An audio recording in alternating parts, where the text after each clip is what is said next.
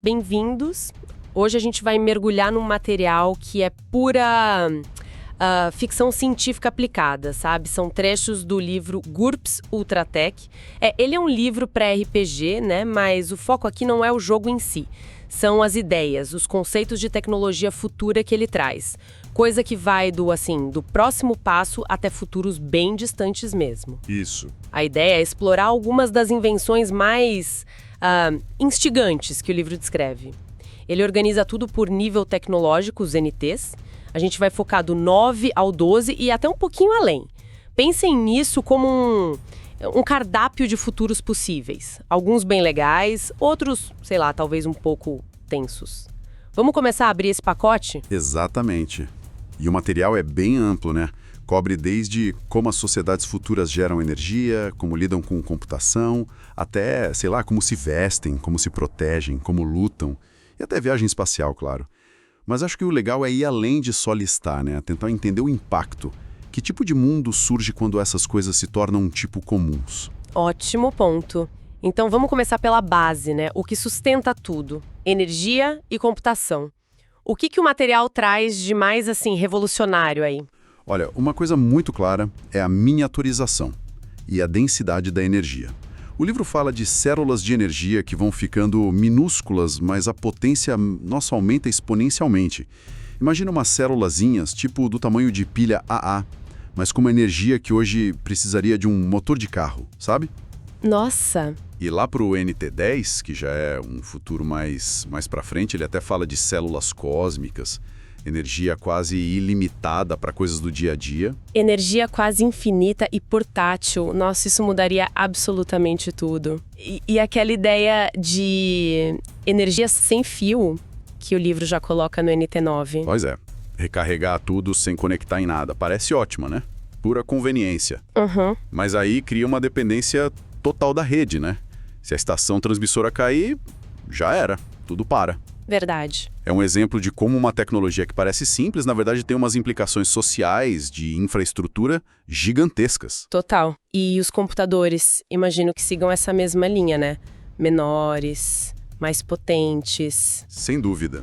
O livro descreve computadores pessoais lá no NT9 já com, terabytes de capacidade, em formato de notebook ou coisa que a gente veste. Mas o mais, curioso, talvez, seja a ideia de computadores impressos, tipo em tecido, ou até na pele. Na pele? Como assim? Isso meio que dissolve a ideia do computador como um objeto separado, né? Ele vira parte do ambiente, ou parte da gente. Uau! E com tanto poder de processamento imagino que inteligência artificial vire um tema central, né? Inevitável. O livro mostra uma progressão bem interessante. Começa com IAs não volitivas no NT9. Que seriam? Pensa em drones programados, sabe? Ou assistentes digitais super avançados, mas sem consciência de verdade. Máquinas inteligentes, mas ainda máquinas. Ok.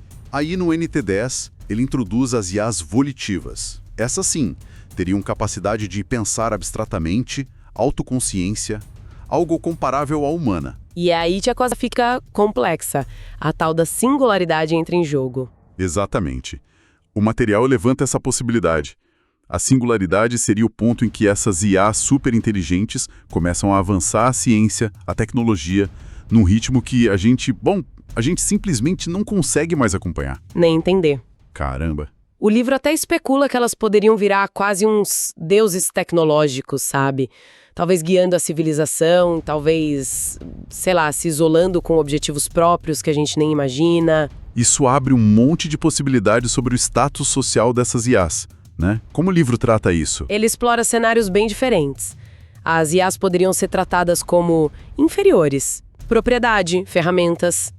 Ou poderiam ser parceiros, vistas como iguais, ou talvez como filhos da humanidade, sabe? Uma relação de cuidado. Ok. Faz sentido. Ou no outro extremo, elas poderiam virar mestres e a humanidade ficaria subjugada ou talvez até venerando essas entidades artificiais.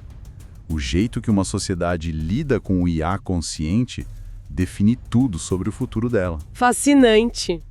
E um pouco perturbador também. Mas saindo um pouco desse núcleo de computação e IA, como essas tecnologias afetam o dia a dia de um jeito mais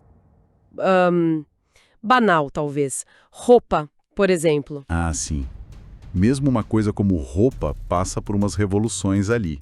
O livro descreve lá para o NT10 uns tecidos responsivos. Memswear, eles chamam. Memswear.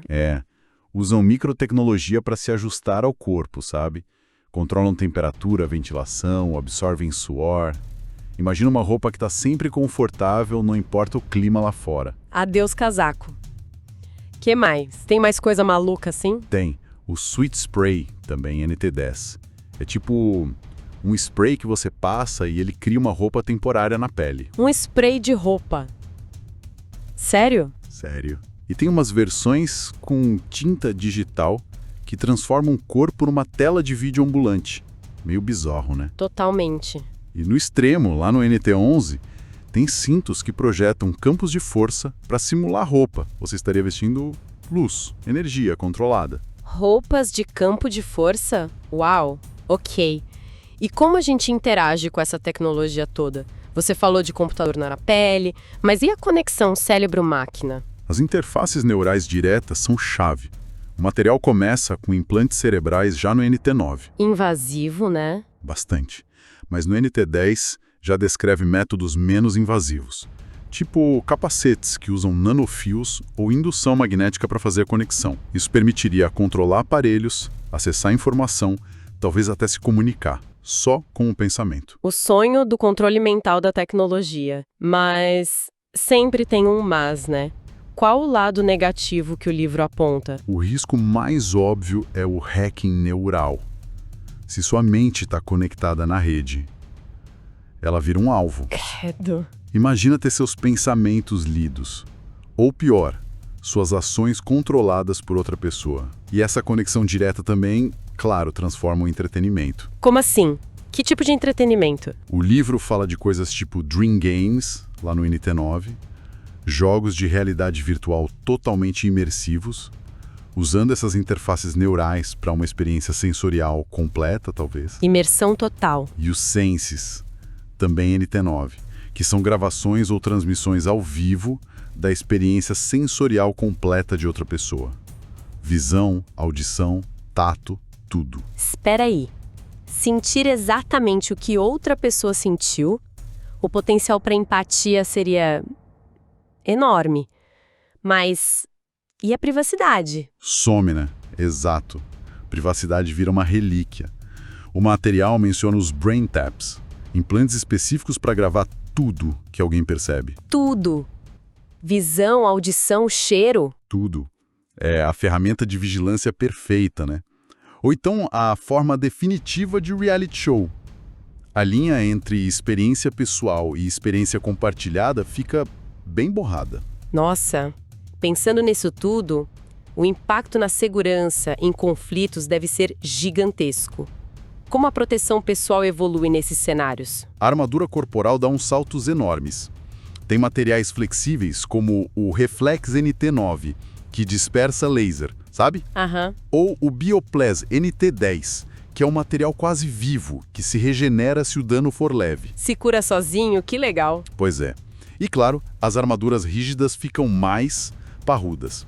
Exoesqueletos, os exosuits, para trabalho pesado ou combate, e as battlesuits, que são aquelas armaduras de combate totalmente motorizadas, tipo o Homem de Ferro. Ok. E no NT11 surge a Cybersuit, que já integra uma IA. A armadura vira quase um parceiro tático inteligente. Além da armadura física, o clássico da ficção científica. Campos de força. Tem isso? Opa, tem sim. Aparece nos níveis mais altos, NT11 e NT12. O livro descreve desde barreiras gigantes protegendo bases inteiras, até campos pessoais, que se moldam ao corpo do usuário. Tipo um escudo invisível pessoal. Isso. E o interessante são as variações que eles propõem. Variações? Como assim? Que tipos de campos? Por exemplo, tem campos cinéticos. Eles param coisas físicas, tipo balas, socos, mas deixam energia passar, como lasers. Ah, interessante. Ou o inverso, campos que só param a energia. E tem uma ideia bem curiosa. campos de velocidade. Eles só bloqueiam projéteis muito rápidos. Balas, por exemplo. Exato, mas um ataque mais lento, tipo uma faca, uma espada, passa direto. Nossa. O material até brinca que isso seria ótimo para cenários meio espada e laser, sabe? Aquela mistura de tecnologia. Faz todo sentido. Que criativo. E qual seria, assim, a defesa suprema que o livro descreve?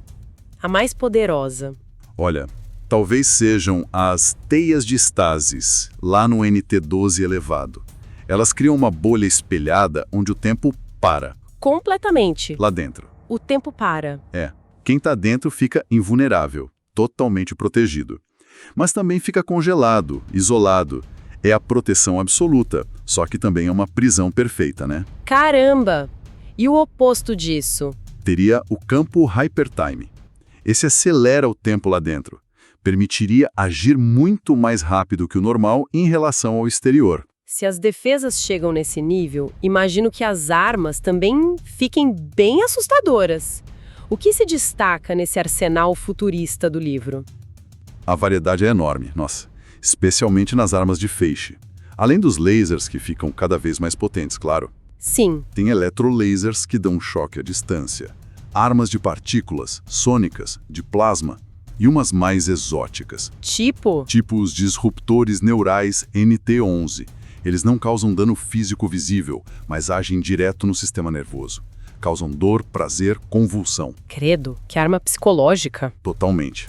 Ou armas de gravidade, NT11, tipo martelos que esmagam o alvo com força G localizada. E no extremo, lá no NT12 elevado, tem feixes que, teoricamente, poderiam desintegrar a própria realidade localmente. Armas que mexem com a realidade, meu Deus! E quanto a armas mais físicas? Tem algo tipo aquelas lâminas super afiadas da ficção? Aquele fio invisível que corta tudo? Tem. O Monowire, NT9 já. Fios ou lâminas com espessura de uma molécula só. Existe isso no livro? Existe. Descrevem espadas, chicotes feitos disso. O poder de corte é absurdo. O livro dá um valor para isso que ignora quase qualquer tipo de armadura. Uau! Mas também são super perigosos para quem usa, né? Qualquer errinho ali pode ser fatal para o próprio usuário. Imagino. E para armas de fogo normais, tipo de projétil, a munição também evolui e fica mais inteligente, mais potente? Com certeza. O livro descreve projéteis EMP, lá no NT10. Basicamente, cada bala tem uma carga explosiva focada, para perfurar blindagem pesada mesmo. Mini explosões em cada tiro? Isso. Ou as mini-nukes, NT9, pequenas ogivas de fusão nuclear tática. Dizem que seriam mais limpas. E no NT10 para cima até micro-ogivas de antimatéria. Antimatéria? Mas talvez o mais perturbador mesmo sejam os nanoagentes usados como arma. Nanotecnologia como arma. Como assim? Como funcionaria? O livro sugere algumas formas. Nanomáquinas que podem ser entregues por gás ou num projétil. E aí podem paralisar o alvo NT10 Ok. ou explodir dentro do alvo. Eles chamam de splatter nano, NT11. Nossa. E o mais sinistro talvez seja o Dominator Nano, NT12. Nanorobôs que entrariam no cérebro para reescrever a personalidade do alvo. Induzir medo, lealdade, apagar memória. Controle mental por nanotecnologia. Que coisa horrível. É bem pesado. E essa nanotecnologia parece ser um divisor de águas nos níveis mais altos, né?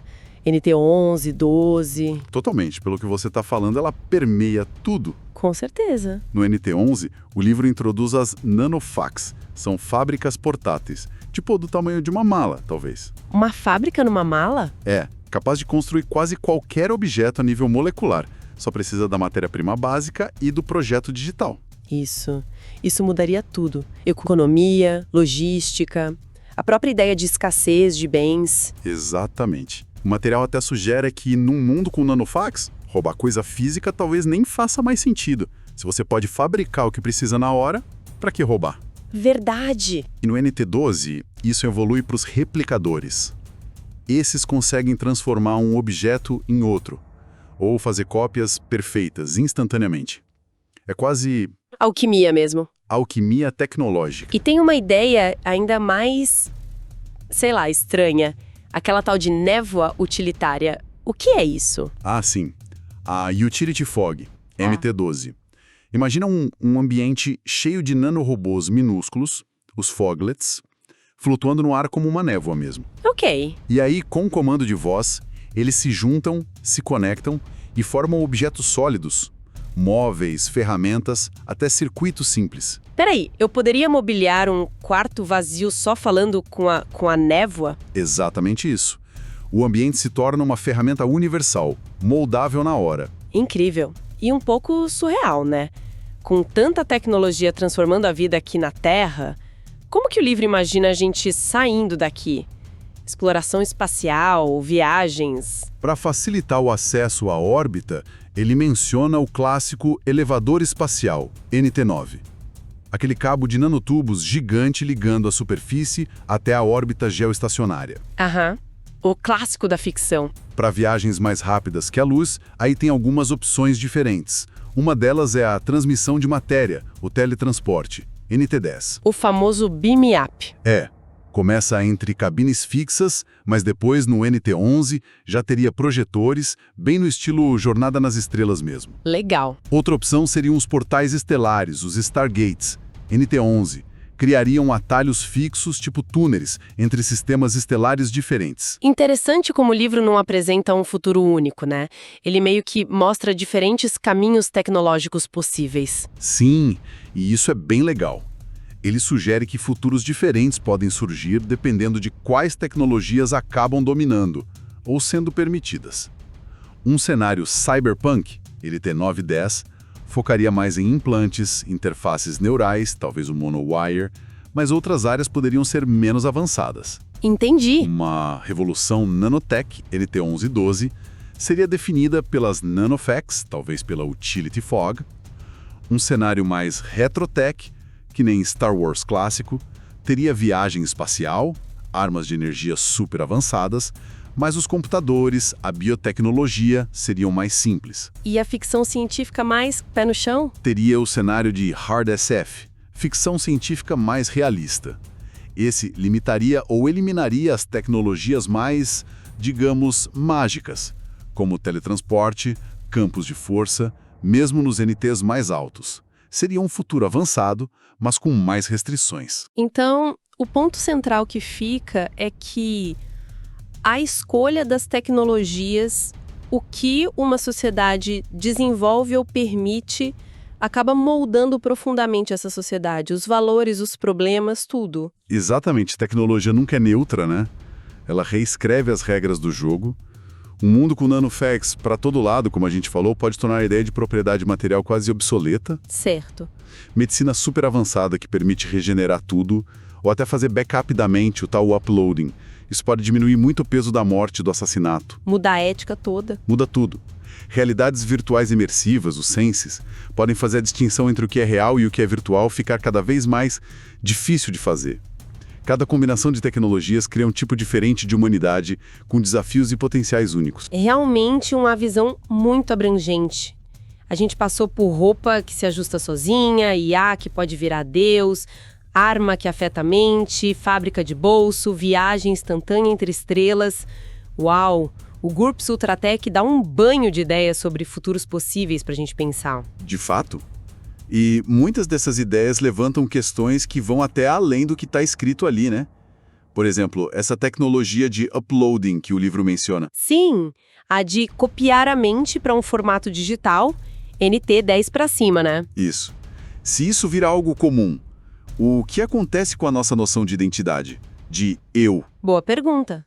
Se existem cópias digitais minhas por aí, talvez rodando num corpo de robô ou só numa simulação, quem sou eu de verdade? Pois é. O original, de carne e osso, a cópia mais recente, todas elas são eu? Nenhuma delas é? Fica a questão, né? É algo para se pensar. A tecnologia não muda só o que a gente pode fazer. Muda fundamentalmente quem a gente é. Ou quem a gente pode vir a ser. Uma reflexão poderosa para a gente fechar. Essa foi a nossa exploração pelos conceitos futuristas de GURPS Ultratech. Esperamos que tenha sido uma viagem estimulante por esses futuros todos. Até a próxima!